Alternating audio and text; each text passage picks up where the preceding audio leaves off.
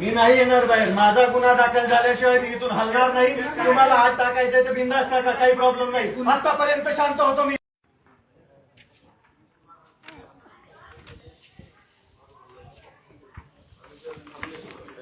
माझी ही तक्रार दाखल करणार आहात तुम्ही की नाही, की मी मरणार आहे वाटामध्ये जाऊन? रस्त्याने या लोकांनी मला मारल्यानंतर कोण जबाबदार आहे त्याला सांगा मला. इथून माझं गाव 100 किलोमीटर वरती आहे. कोणीच जर ऐकायला तयार नसेल, कोणीच जर घ्यायला तयार नसेल, तर मी नेमकं जायचं कोणाकडे तेवढं सांगा. अख्खा महाराष्ट्र बघतोय, तरी पण तुमची सगळ्यांची दंडेलशाही चालू आहे फक्त आमच्यावरती. ही दाखल करून घ्या, त्याशिवाय मी इथून जाणार नाहीये. नाही तर पोलीस संरक्षणात मला घरी पोहोच करा तुम्ही. नाही दाखल नाही करायला मग मला इकडली तिकडली कारणं दाखवली जात आहेत साहेब. मला ह्याचं त्याचं घर दाखवलं जातंय. मी तुमच्याकडे रीतसर टंकलिखित फिर्याद दिली आहे, तुम्ही दाखल करून मला त्याची पोहोच द्या, मला जाऊ द्या. नाही आता मी ते तुम्ही बाहेर गेले. ऐका ना, बाहेरचा तुमचा विषय नाहीये. ऐका, तिकडे गेल्यानंतर ते म्हणतात इकडे जा, इकडे गेल्यानंतर इकडे जा, आणि वरनं गेल्यानंतर म्हणतात दाखल करू नका. म्हणजे नेमकं काय करायचंय मी तेवढं सांगा मला. सकाळपासून इथं बोंबलत बसलोय मी, सकाळपासून झक मारली तिथं खाली उन्हात बसलोय मी. इथून मला माझं गाव 100 किलोमीटर वरती आहे. मी या लोकांच्या विरोधामध्ये दिवसभर ही लोक माझी रेकी करतायत, दिवसभर आंदोलनामध्ये ही लोक फिरतायत. 100 वेळा एकच गोष्ट सगळं महाराष्ट्र बघत असताना सगळं हेच करताय का तुम्ही? मी मागेच्यापासून शांत आहे, संयमी आहे. इथपर्यंत टाइमपास केला का मग 2 तास माझी फिर्याद लिहून घ्यायचा? समजायला पाहिजे ना राव थोडं तरी. माणूस मरायला लागला इथं, तरी तुम्ही तुमचा डोंगवड नाही करताय.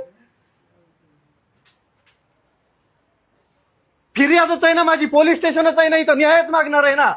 कोणाच्या विरुद्ध काय फसवणुकीचं झालं, मातीत गेलं, पण आमच्या जीवालाच धोका असताना तुम्ही फक्त शांत बसताय का?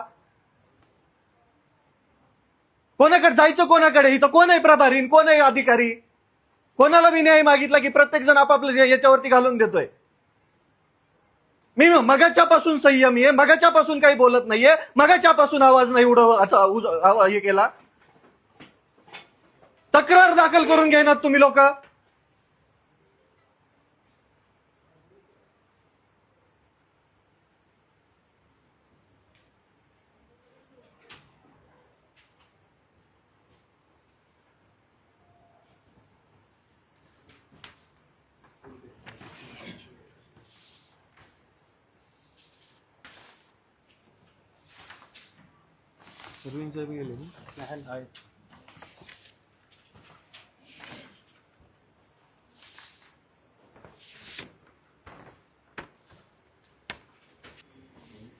ही महाराष्ट्राचं पोलीस आहे, सदरक्षण आहे, खलनिग्रहण आहे. फक्त कोणासाठी काय माहिती, एकही दखल घ्यायला तयार नाहीये.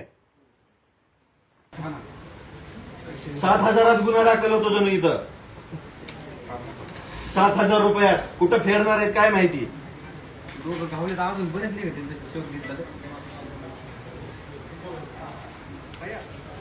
मी नाही येणार बाहेर. माझा गुन्हा दाखल झाल्याशिवाय मी इथून हलणार नाही. तुम्हाला आत टाकायचंय तर बिंदास टाका, काही प्रॉब्लेम नाही. आतापर्यंत शांत होतो मी.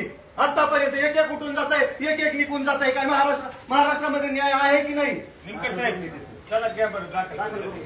म्हणजे मला 100 किलोमीटर घरी जायचंय, मला मध्ये मारून टाकलं तर कोण जिम्मेदार आहे त्याला? कोण जिम्मेदार आहे? जेवलं नाही सकाळपासून साहेब. हो बरोबर आहे. आहे तशी घ्या. तुम्हाला त्यानंतर त्याचं काय करायचंय बाकी मी बघतो वरतून. ऐका तुम्ही जे म्हणतात की गुन्ह्याचा जो विषय आहे तो गुन्ह्याचा विषय पहिला आहे, तपासावर गुन्हा खोटा गुन्हा आहे. मला वाटतंय तो खोटा गुन्हा आहे. तुम्ही पुरावा दिल्यानंतर खोटा गुन्हा होईलच ना त्याचा. अहो मला वाटतंय ते. हे ऐका, मला सांगा, या श्रीगोंद्याच्या कारखान्याचं मी बोललो बी नव्हतो.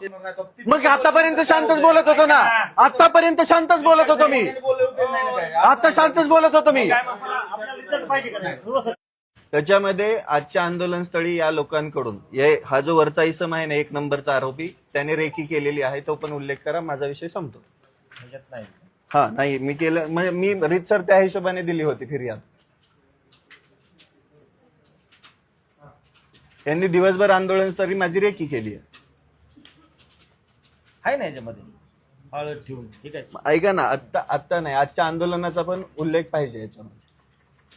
बाकी काहीच नाही. दिवसभर हा आज दिनांक, आजच्या आंदोलनाचं आज दिनांक बाकी आहे तसं.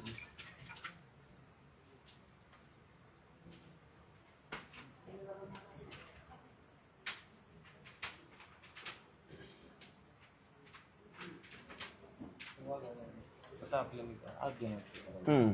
बोरीस मग आज देणार त्यांची ते माझं ओके. नाही त्याच्यात खाली सेपरेट एक पॅराग्राफ घ्या. आज रोजी आमचं ठिय्या आंदोलन असताना पण हा, हे वरचं तर तसंच ठेवा, हे निर्माण केला जात आहे तिथपर्यंत. पाण्याची बाटली उठून आली. त्याच्या खाली सेपरेट पॅराग्राफ घ्या.